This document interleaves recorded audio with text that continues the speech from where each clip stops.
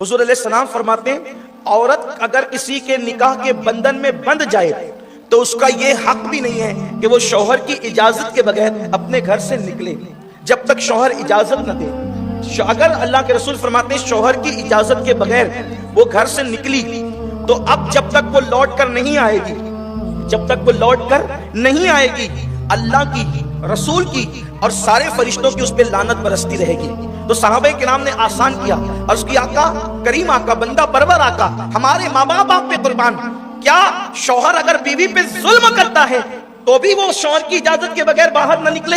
अल्लाह के रसूल फरमाते अगर जे शौहर जुल्म करे तो भी वो इजाजत के बगैर बाहर नहीं जा सकता। अल्लाह के रसूल अलैहि सलाम ने पाबंद किया।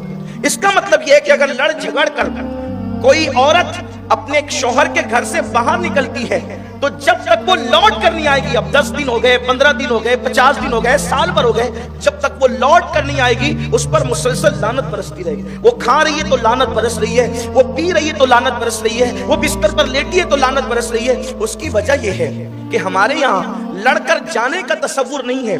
हमारे यहाँ तसव्वुर यह है कि अगर लड़ाई हो जाए, झगड़ा हो जाए तो उसी घर में रहो, अपने माँ बाप को बुलाओ, रिश्तेदार को बुलाओ, पंचों को बुलाओ और दोनों अपना अपना मुकद्दमा उन बड़ों के पास रखिए। कुरान शरीफ की आयतें हैं, कुरान मुकद्दस की आयतें कि उन तक रखो।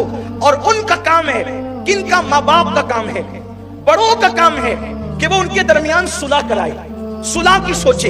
ये नहीं कि बाप और माँ अपनी बेटी को मजीद पम भरे कि कोई बात नहीं तुझे यहाँ रहने की, हम तुझे पाल सकते हैं। पलती तो चूटियां भी हैं, पलते तो कुत्ते भी हैं, पलते तो इंसान के दरवाजे पे खड़े रहने वाली बकरियां भी है। बात रोटी कपड़ा मकान की नहीं है, बात इज्जत के साथ बेटी के जीने की है। इज्जतदार लोगों की शान ये है कि जिनकी बेटियां निकाह के बाद सुर्ख जोड़ा पहनकर मां के घर से निकलती है, उन शरीफ बेटियों की अलामत ये है कि वो सफेद जोड़ा पहनकर उस जनाजे की डोली में फिर शहर खमोशा की तरफ जाती है। यही नसीहत इस्लाम की है।